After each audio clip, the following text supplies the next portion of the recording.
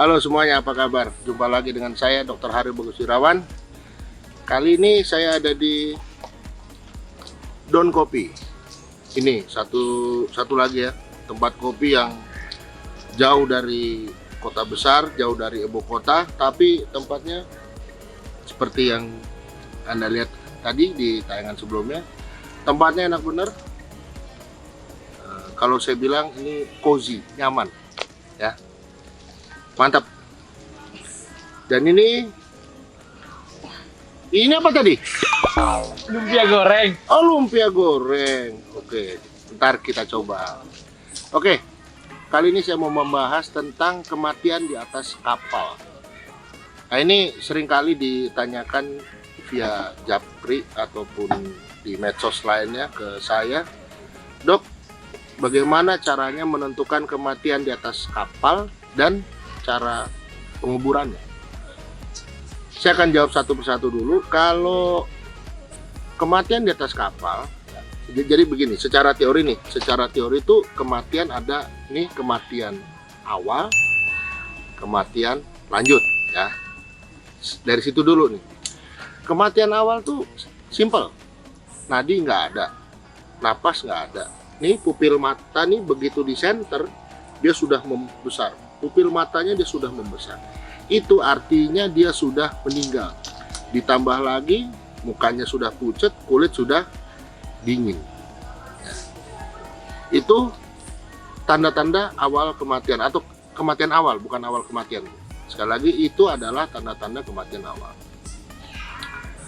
Nah, biasanya pada saat seperti itu, seperti waktu saya dulu tugas pertama kali di daerah pedalaman, itu nggak gampang. Saya juga takut, waduh, ini jangan-jangan habis saya tentukan bahwa dia sudah meninggal, tahu-tahu dia hidup di dalam tanah. Gimana? Ada perasaan nggak enak atau ada perasaan bersalah, tapi itu wajar. Jadi kalau kita ikut pakemnya, ya, nadi nggak ada, napas nggak ada, pupil sudah membesar, itu sudah meninggal. Ditambah lagi memang mukanya juga sudah pucat dan kulit sudah dingin. Lalu kalau nggak yakin gimana? Ada namanya tanda kematian lanjut. Dimulai dari otot yang kaku. Ya, kekakuan pada otot itu kira-kira sudah berlangsung 3-4 jam kematiannya. Lalu di buku IMGS, oh ya saya lupa, bahasan ini ada di chapter 27 buku IMGS. Bagi Anda yang belum mendownloadnya, itu Anda bisa download di video pertama saya yang ada di dalam deskripsinya. Nah, itu linknya sudah saya taruh ya di sini, bukan di sini, di itu deskripsi. Kita lanjut, buka halaman chapter 27, ada namanya tanda kematian lanjut. Selain daripada tadi, ada yang namanya kornea memutih. Nah, kornea memutih itu jadi dia udah penampakannya seperti susu. Ya, penampakan seperti susu itu kira-kira sudah terjadi 15 jam kematian. Sudah, habis itu ada penyebaran warna, warnanya menjadi hijau.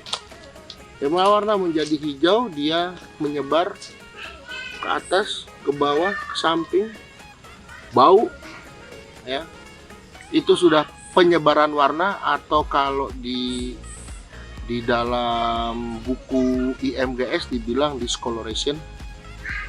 Ya, sudah terjadi penyebaran warna dan itu adalah tanda pasti kematian.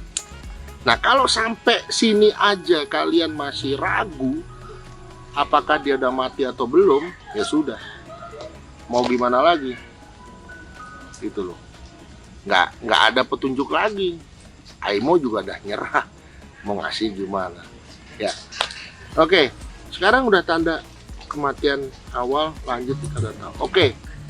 Sekarang kalau misalnya ada kematian di atas kapal, contoh, saya seorang nakoda, ada anak buah yang datang, lapor Cap, izin ada kawan kita yang meninggal di cabin, di kamar. Nah, sampai sini nih. Nah, terus si kapten mau ngapain? Nah, ini yang saya kasih tahu ya. Jadi dari awal dikasih tahu langsung kapten cari orang 2. Langsung kapten cari orang 2. Ya, yang satu untuk catat-catat, yang satu untuk foto. Jangan lupa. Langsung cari 2. Sudah? Begitu mau beranjak yang catat udah mulai tulis. Dari mulai kronologis yang pertama. Dilaporkan jam sekian, ya. Kapten menunjuk si A dan si B. Kapten berangkat ke TKP jam sekian, sampai ke TKP jam sekian. Sudah sampai ke TKP nih. Itu semua difoto. Jadi ada 2 nih, satu si tukang foto, satu lagi si juru tulis. Ya. Nah, si tukang foto difoto aja. Nah, ini pengalaman nih. Ini misalnya ada pasien, korban dong. Ini cerita ada korban tergeletak. Ya. Terus ada pisau di dekatnya. Nah, pisaunya misalnya mana ya? Nah, ini aja deh. Ya tapi sayang, minum dulu. Nah, ini pisau nih, ada di deket ini. Gimana? Pisau segini, panjangan nggak? Ini kependekan. Ah, enak. Oh, enak loh. Pomero Uno. Ambil makannya. Nah, ini pisau. Kamu mau foto? Ya jangan langsung difoto. Supaya nanti si penyidik, kalau misalnya ini, mohon maaf ini ada kasus pembunuhan, si penyidik bisa tahu ini pisau panjangnya seberapa. Gagangnya yang ini nih. Pisaunya ini. Ya. Nah, terus supaya si penyidik tuh tahu ini pisau panjangnya seberapa gimana? Pakai pembanding. Pembanding yang utama itu biasanya adalah penggaris. Ya, jadi nih kasih penggaris, difoto. Jadi langsung tahu nih berapa. Kalau nggak ada penggaris gimana, Dok? Nggak ada penggaris, cari benda yang ukurannya itu sama. Misalnya apa? Nih, lumpia. Nggak sama dong. Habis digigit, pendek ya. Soal apa ya? Duit. Kemana duit gua?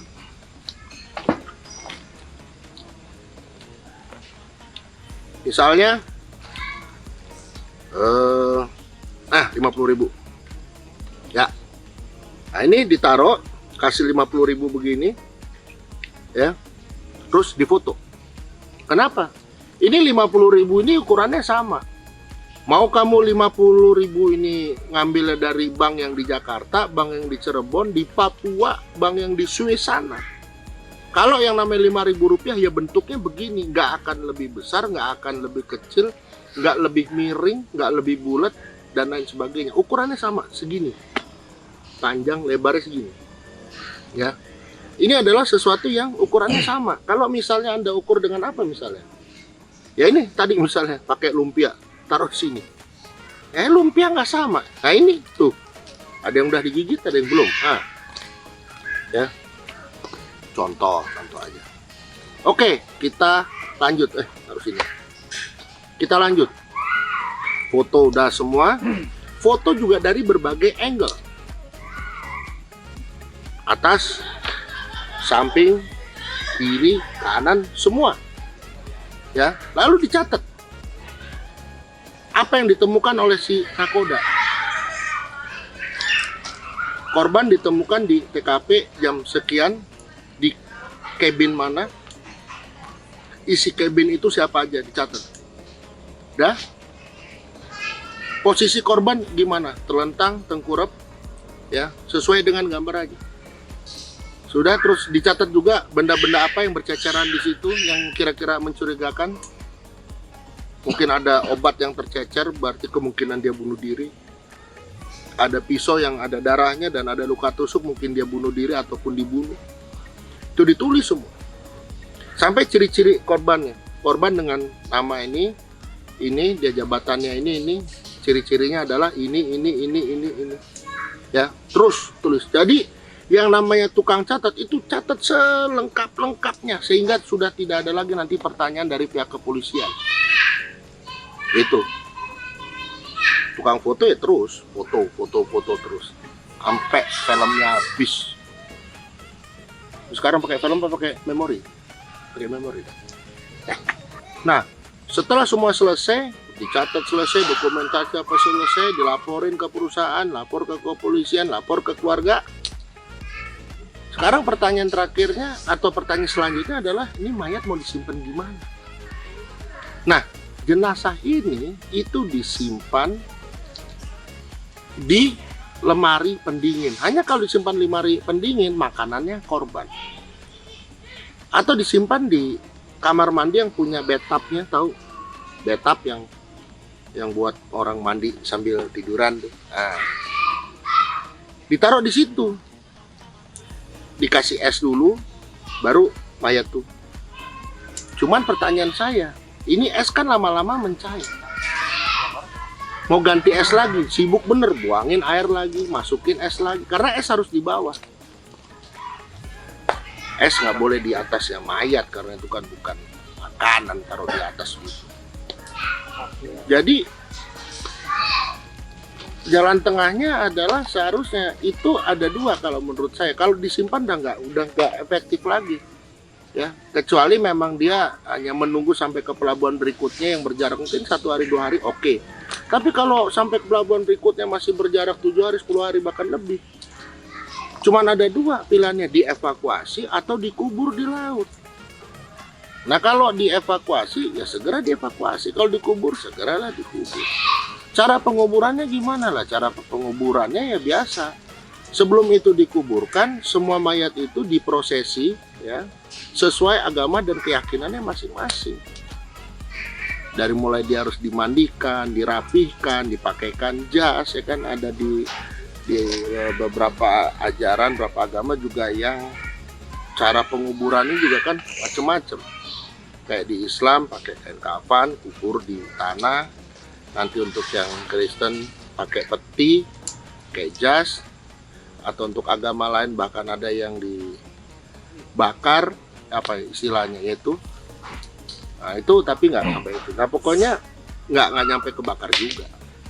Jadi pokoknya disiapkan. Nah pertanyaannya, pada saat mau dikuburkan di atas laut, itu bukan dibuang 1, 2, 3, twing gitu tuh kayak sampah bos, mohon maaf. Ditaruh di papan, ya. Nih jadi ini papannya, ya. Ditaruh di pinggirannya sini, di pinggiran kapal, ya. Mayatnya ada di sini. Ini mayatnya di sini. Lalu kita gelondongin begini nih. Nah, biar mayat itu turun sendiri. Shoo. Nah, tapi jangan lupa, yang satu kain kafannya dibolongin. Kenapa harus dibolongin? Karena mayat yang atau jenazah yang disimpan itu dia akan menghasilkan gas yang namanya kadaverin.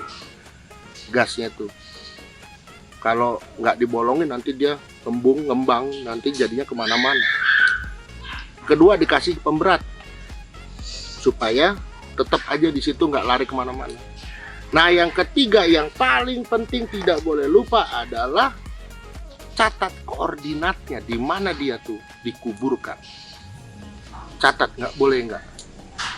Oke, saya rasa itu adalah semua tentang chapter 27 di mana saya mereview untuk Anda semua. Semoga bisa dipakai untuk keperluan di atas kapal. Akhir kata, semoga bermanfaat. Assalamualaikum warahmatullahi wabarakatuh.